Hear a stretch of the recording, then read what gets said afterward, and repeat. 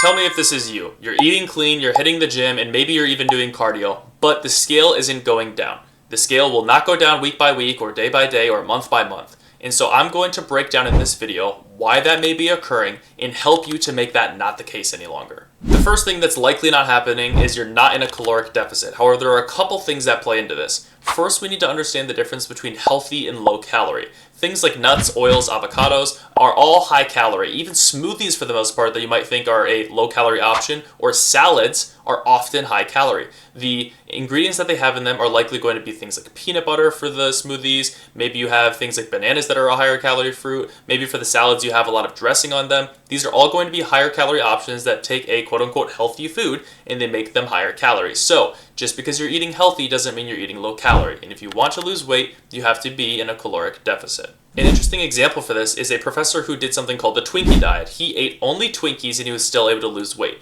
Now, people would not say that usually a Twinkie or a Twinkie diet is something that they would be able to lose weight on because they think of Twinkies as a high fat or junk food.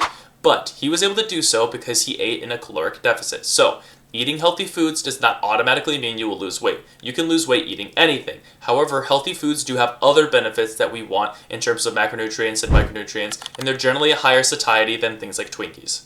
The reason I bring this up, though, is to say that it's okay to sometimes eat things that aren't necessarily on plan or healthy when you're trying to lose weight. As long as you're in a deficit, you will be fine. The way to make sure you're in a deficit, though, is by tracking. Using apps like MyFitnessPal that are free that you can download on your phone, tracking the calories that you're putting into your body by using something like a food scale so that way you're measuring the amount of foods that you're eating. These are going to be helpful ways to make sure that you're tracking everything that goes into your body and therefore you can be sure that you're going to lose weight. If you're tired of guessing about your fat loss plan and you want a diet that's going to be consistent long-term for you to lose weight and keep it off, go to the description of this video and click on the link to my website and sign up for my coaching.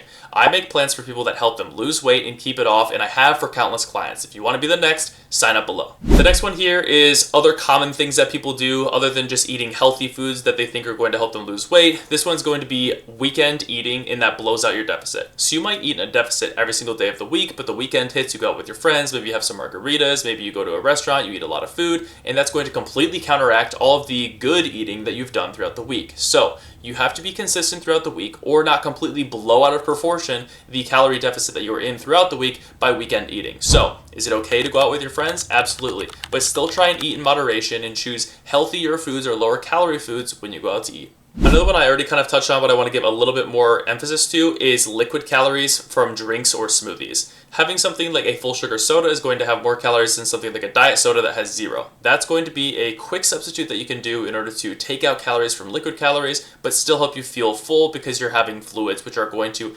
increase your satiety and fill up your stomach. Things like smoothies, you could opt for things like lower calorie options or maybe, flavored water because again, you're going to fill up your stomach, but you're not having to have the calories from these liquid sources. Another big one that I see a lot of people do and they don't talk about is underestimating portion sizes. You might be thinking that you're only having 1 serving of pasta, but you're actually having 2.5 or 3 servings. This is why a food scale is a worthy investment if you're trying to lose weight or put on weight, regardless of your goals. The reason being you can be sure of how much you're eating because oftentimes it doesn't say 10 pieces of pasta. It usually says in grams or ounces or other weight-based metrics. So tracking the weight-based metrics with a food scale is going to help you to be sure of how many calories you're eating. Another big one here is stress and poor sleep affecting your hormones. Now, hormones aren't going to stop you from losing weight in the sense of if your hormones are all out of whack, you can be in a deficit and not lose weight. That's not how it works. However, stress and hormones can play a role in terms of your satiety signaling. So if you have bad sleep and you're stressed, you might wake up the next day and feel raging hunger when usually you wouldn't be in other ways where you would be maybe more slept or less stressed. So managing stress and sleep are going to play a large role in how you feel towards your hunger, and it's going to be harder to resist those cravings when they're just more loud. To conclude, what would I recommend for someone who's trying to lose weight? First, track the foods that you eat through a food scale and a free app, MyFitnessPal. These are going to be helpful in order to make sure that what you're eating is exactly what it says it is, and you're having the right serving sizes. Secondly, I would understand the difference between healthy foods and foods that are going to help you reach your goal. Healthy foods are great. They're going to be very macronutrient dense and micronutrient dense in a lot of cases, but something like avocado with every single meal is going to be very calorically dense and maybe not the most beneficial for trying to lose weight. So I would opt for other fruits and vegetables if I can in order to have higher volume. Things like lettuce, things like apple, low calorie, but high volume. Third, I would swap my drinks that have calories in them for no calorie drinks. Again, things like water, coffee is going to be very low calorie, tea, again, if you add additives to it, that's going to increase the calories, but those are going to be better, or even like diet soda compared to full sugar soda. And then finally, the thing that I would really pay attention to is stress and sleep. Again, these are going to mess with your hunger signaling and your hormones. It's going to make your cravings higher, and it's going to be harder to resist. If you do all of this, you should be able to lose weight much easier and more effectively long term.